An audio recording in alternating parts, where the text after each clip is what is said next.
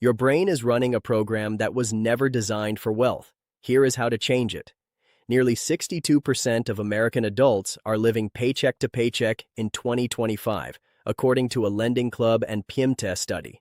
And that includes 44% of people earning more than $100,000 a year. That number tells you something important. This is not primarily an income problem. It is a brain problem. And that means it has a brain solution. Here is what neuroscience has confirmed. When you feel financial pressure, when you are staring at your checking account, dreading a bill, or watching your 401k balance drop during a market correction, your brain's amygdala fires up a threat response. The amygdala is your brain's alarm system, and it does not distinguish between a bear in the woods and a low bank balance. The result, as neuroscientists have documented, is that your prefrontal cortex, the region responsible for strategic reasoning, long-term planning, and impulse control, gets effectively sidelined. You are not being irresponsible when you make poor financial decisions under stress. You are being human. But understanding that is only step one. Nobel Prize-winning economist Daniel Kahneman spent his career mapping how the brain actually makes choices. His framework, outlined in Thinking Fast and Slow, describes two operating modes. System 1 is fast, automatic, and emotional. It runs on pattern recognition and habit. System 2 is slower, deliberate, and analytical. Here is the uncomfortable truth. System 1 is running your financial life about 97% of the time. The impulse buy, the avoidance of an investment account you should open, the reflexive feeling that wealth is for other people, those are System 1 outputs. Kahneman also identified something called loss aversion, the well-documented tendency for people to feel the pain of a financial loss roughly twice as intensely as they feel the pleasure of an equivalent gain. That asymmetry alone explains why millions of Americans stay in stagnant savings accounts, earning next to nothing rather than putting money to work in a Standard & Poor's 500 index fund. The fear of short-term fluctuations outweighs the logic of long-term data. So what does any of this have to do with a 21-day protocol? Let's be real about one thing up front, because the science earns your trust more than a sales pitch does. The popular belief that habits form in 21 days is a myth. It traces back to Dr. Maxwell Maltz, a plastic surgeon who wrote in his 1960 book Psycho-Cybernetics that it took roughly 21 days for patients to adjust to changes in their physical appearance. That casual observation got morphed over decades into a universal rule of human behavior. Dr. Philippa Lally's landmark study at University College London tracked 96 participants forming new habits and found the average time for a behavior to become automatic was 66 days, not 21. A 2024 systematic review published in the journal Healthcare, analyzing 20 studies and more than 2,600 participants, confirmed those findings, with habit formation ranging from 59 to 66 days at the median. So why 21 days? Because it represents the first and most critical phase of the rewiring process. Research shows that within the first 3 weeks, the brain begins measurably shifting activity away from the prefrontal cortex, where effortful decisions live, and toward the basal ganglia, which is where automatic behaviors are encoded. 21 days is not the finish line. It is the moment the foundation gets poured. That distinction matters enormously, because people quit at day 22 thinking the process failed, when in reality, it was just getting started. Think about it this way. When you first set up a 401k contribution at your job, the first month you feel it in your paycheck. It stings a little. Your System 1 is screaming that you have less. But by month 3, most people barely notice the deduction. The behavior has shifted from a deliberate sacrifice to a background process. That transition, from conscious effort to automatic execution, is neuroplasticity at work. Your brain has physically reorganized itself.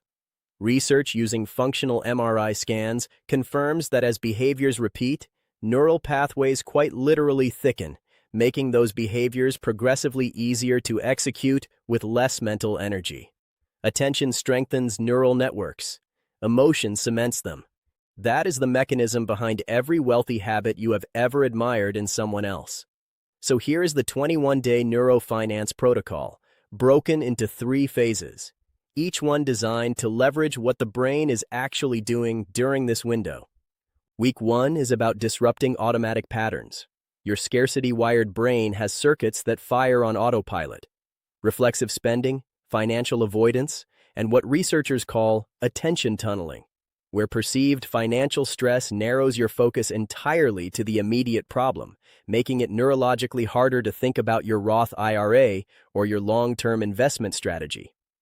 During Week 1, the practice is simple and non-negotiable, a daily 10-minute money audit.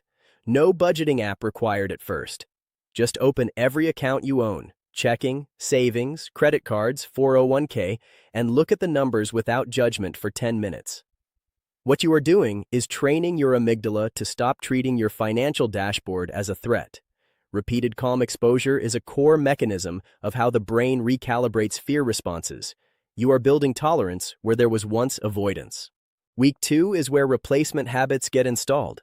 Behavioral neuroscience and Charles Duhigg's research on habit loops, cue, routine, reward, tells us that you cannot simply remove a behavior, you must replace it with a competing one tied to a similar cue.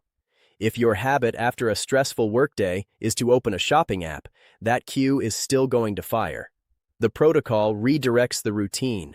Instead of shopping, you spend 5 minutes reviewing one financial concept: compound interest, expense ratios, S&P 500 historical returns. You are not trying to become a CFA in a week. You are training a new response to an existing trigger. The reward you build in matters too. Dopamine, the brain's primary motivation chemical, responds to progress signals. Tracking a single meaningful metric, say your net worth number, even if it is negative, and watching it move gives the brain the reward signal it needs to reinforce the new loop. Week 3 is about environmental design, and this is where most people underestimate the science. Research shows that habits practiced at consistent times show significantly greater neural consolidation than irregular practice, and that environments with fewer competing behavioral triggers produce higher habit maintenance rates. What this means practically? If your goal is to automate index fund contributions into a Roth IRA, set the transfer to happen the day your paycheck lands, not 3 days later, not manually. Friction is the enemy of new neural wiring. Remove as many manual steps as possible. Automation is not laziness, it is neurological strategy. The same logic applies to retirement accounts. If your employer offers auto-escalation on your 401k, where your contribution rate increases by 1% automatically each year, turn it on during week 3. You will never consciously feel the increase, but the compounding effect over 20 years is extraordinary. Historically, a consistent investor who maxed out S&P 500 index fund contributions over a 20-year period has seen their wealth grow in ways that bear almost no resemblance to what felt possible in year 1. Here is the strongest takeaway in this entire protocol, and it lands here for a reason.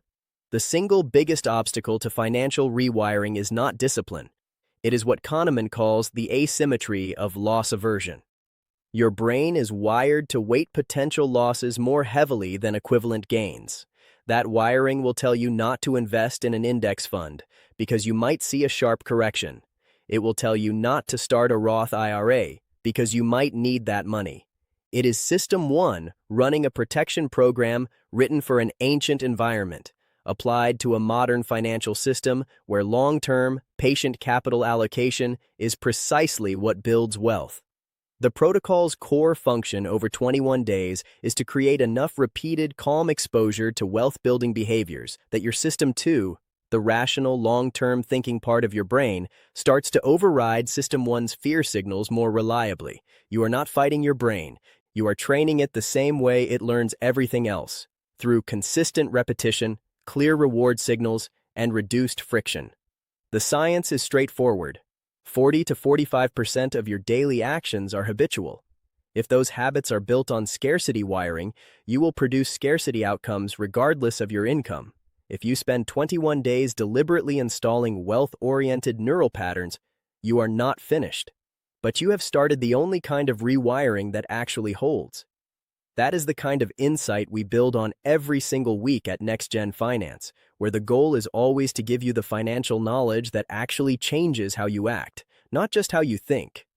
If you want more content like this, evidence-based, practical, and built around your financial reality, subscribing means you will never miss a video. Every week, we release new research-backed strategies designed to give regular Americans a genuine edge with their money.